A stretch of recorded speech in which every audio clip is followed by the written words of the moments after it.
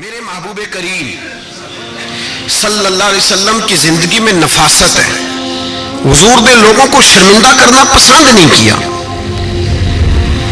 ایک شخص حضور کے گھر میں مہمان آیا رات کے وقت میں. اس نے کہا میں نبی پاک صلی اللہ علیہ وسلم کے آپ نے سنا ہوا ہے کہ اتنا زیادہ گھر کے اندر گنجائش نہیں تھی رہنے کی.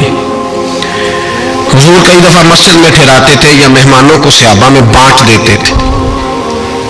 وہ کہنے لگا میں نے آپ کے گھر میں ہی قیام کرنا ہے. فرمایا ٹھیک ہے آ جاؤ.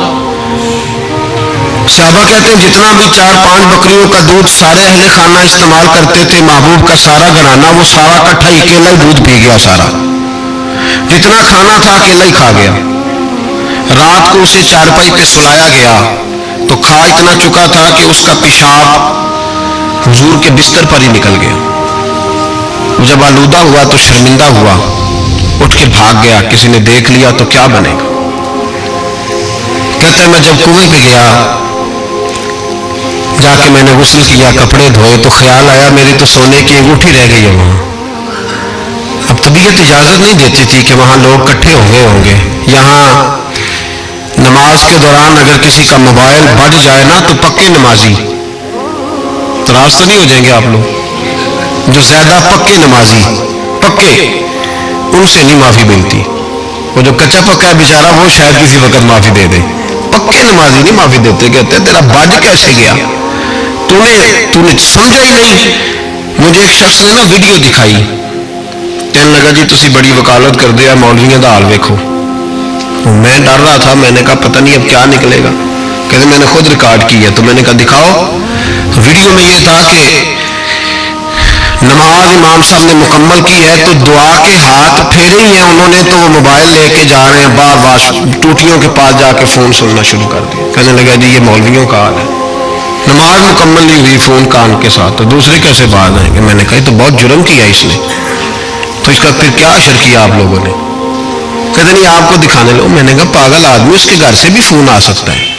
کہنے لگا نہیں گھر تو مسجد میں ہی ہے, وہاں سے کیسے فون آئے گا. تو میں نے کہا اصل میں تجھے پتا نہیں, ہو سکتا ہے اس کی بہن نے فون کیا ہو کہ خامن نے 2 تھپڑ مار کے باہر نکال دیے. تو وہ ایسا وقت ہوتا ہے جب کھڑا نہیں ہوا جاتا, بات سننی پڑتی. یار معافی نہیں دیتے, ایک ایک جملے پر ایک ایک حرف پر لوگ اعتراض کریں گے, ایک ایک حرف پر کوئی گنجائش ہی نہیں. حضرت سیدنا انس بن مالک رضی اللہ تعالیٰ عنہ فرماتے ہیں ایک صحابی اپنے غلام کو مار رہے تھے تو نبی پاک پہنچ گئے. حضور نے فرمایا اسے معاف کر. اس نے کہا کتنی بار, ایک جملہ نبی پاک نے کہا تو حضرت انس کہتے ہیں میرے وجود کے رونگٹے کھڑے ہو گئے. اسے معافی دے دے. حضور کتنی بار, تو میرے نبی پاک نے فرمایا جتنی بار اللہ تجھے معافی دیتا ہے دینا اتنی بار. وہ اگر تجھے بات بات پہ پکڑے تو تیرا کیا اثر کرے, سوچنا. اور رب زیادہ قادر ہے تجھ پر. ہم شرمندہ کرتے ہیں لوگوں چھوٹی چھوٹی باتوں پر, چھوٹی چھوٹی باتوں پر ہم احساس نہیں کرتے. احساس کی دولت حسن ہے زندگی میں. اور میرے رسول کا کمال یہ ہے کہ دنیا میں آج جتنا بھی احساس ہے یہ سارا میرے نبی کا دیا ہوا ہے. احساس جتنا بھی اس وقت ہے یہ سارا میرے رسول کا عطا کرتا ہے. اب میرے اعلیٰ حضرت فرماتے ہیں لوگ دنیا میں گزرتے ہیں نا, لوگ گزرتے ہیں تو وہ جدھر جدھر سے گزرتے ہیں نا وہ بستیاں اجاڑتے جاتے. بادشاہ عرب کے بستیاں اجاڑتے تھے. اعلیٰ حضرت فرماتے ہیں ان کی مہک نے دل کے غنچے کھلا دیے. وہ جو جس راہ چل دیے ہیں کوچے بسا دیے ہیں, بس گوا گئی ہیں جوشے رحمت پہ ان کی نظریں جلتے بجھا دیے ہیں, روتے ہنسا دیے.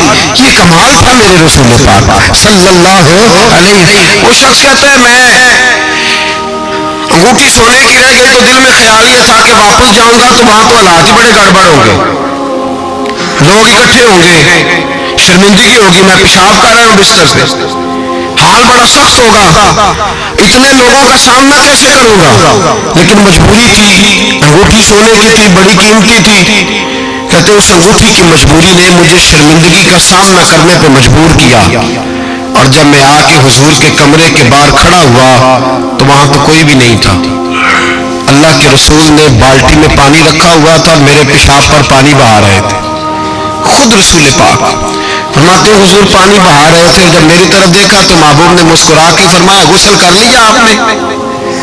آپ کو تکلیف ہوئی، جب انسان کا معدہ کمزور ہو تو ایسی چیزیں ہو جاتی ہیں، فکر نہ کریں، بیٹھے میں ناشتہ لاتا ہوں۔ کہتے حضور کے جملے تھے کہ طوفان تھا، وہ حضور کی گفتگو تھی کہ میرے اندر کی ہر چیز بجھاتی جا رہی تھی۔ تیری پہلی نظر کا وار توبہ، دل اب تک دعائیں دے رہا ہے۔ فرماتے ہیں وہ جملے تھے کہ سجدہ کر گئے، تزکیہ کر گئے، تشریح باطن کر گئے۔ محبوب یہ کہہ کہ گزرنے لگے تو میں نے بازو تھام لیا، میں نے کہا محبوبہ میں زیادہ پڑھا لکھا تو نہیں، سیانا تو نہیں، زیادہ کھانے والا موٹا تازہ آدمی ہوں، حضور میں کوئی انالیسس نہیں کر سکتا، تجزیہ نگار نہیں، باریک نہیں، پر میرا موٹا دماغ بھی مان گیا ہے کہ آپ واقعی اللہ کے سچے رسول ہیں۔ میرا موٹا دماغ بھی مان گیا ہے کہ آپ واقعی اللہ کے، وہ گھر گیا اور قبیلے کے ایک بندے کے پاس گیا۔ حضرت انس بن مالک کہتے ہیں جب واپس آیا تو 500 آدمی ساتھ تھا۔ کہنے لگا سونے میں اکیلا نہیں آیا، ساری برادری سارا قبیلہ لایا ہوں اور سب کو میں نے بتایا ہے کہ دنیا میں جسے میں دیکھ کے آیا ہوں ایسا تم نے کبھی نہیں دیکھا ہوگا، جس کی میں زیارت کر کے آیا ہوں ایسا نہیں تم نے دیکھا ہوگا۔ تو محبوبہ ہم سارے آئے ہیں، پڑھائے کلمہ، ہم بھی آپ کے غلام بننا چاہتے ہیں۔ ہم شرمندہ کر کے بڑے راضی ہوتے ہیں، بڑے راضی، لوگ معافی مانگ رہے ہیں، منتیں کر رہے ہیں، جناب غلطی ہو گئی تو ہوئی کیوں؟ میں تو ایسا ہوں، میں نے تو کبھی نہیں کی، میری مثال دیکھ لو، میں تو لوگ فوراً دلائل دیں گے۔ او بھائی کسی کو شرمندہ کر کے تجھے کیا ملے گا؟ کسی شخص کو تھوڑی دیر کے لیے جھکا کے تیرے نفس کی کون سی تسکین ہے جو حاصل ہوتی، تیرے وجود کے اندر کون سی؟ اور ناراض نہ ہونا، یہ ہر طبقے کا معاملہ ہے، جتنا کوئی اس کے نیچے ایک آدمی ہے یا 2 آدمی ہے، وہ روب ڈال کے خوش ہوتا ہے، وہ اس کو پریشان کر کے نیچا دکھا کے راضی ہوتا ہے۔ میرے رسول دنیا میں لوگوں کو نیچا دکھانے نہیں آئے، عزتیں عطا کرنے آئے، حضور بلندیاں دینے آئے، نبی پاک نے وقار دیا۔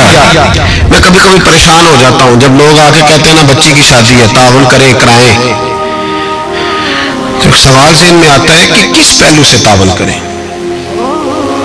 بچی کی شادی پہ کھانا پکانا فرض ہے؟ بولے تو صحیح، سنا کبھی جہیز دینا؟ کس چیز کا تعاون کریں بتائیں؟ کرنا چاہیے۔ میں اپنے بساط ہر دوستوں کی توجہ دلاتا ہوں کہ یار یہ ضروری ہے، اس کے ساتھ تعاون کریں، لیکن سوال میرا یہ ہے کہ اس میں فرض کون سی شے ہے؟ وری دینا فرض ہے، زیور ڈالنا کس بات کی؟ تعاون کس بات کا کرائیں؟ اگر کوئی ہم سے اس کا شرعی تقاضا پوچھے تو کیا جواب دیں اس کو؟ میرے پاس کوئی استفتاء لے کے آتا ہے تو میں کیا جواب دوں گا؟ اس میں کون سی شے ضروری ہے؟ پھر اگر آپ ناراض نہ ہوں تو فکرہ کہہ جاؤں، دل کرتا ہے بچی والوں سے تعاون نہ کرے، بیٹے والے جو غریب مسکین جہیز کے پیچھے بھاگ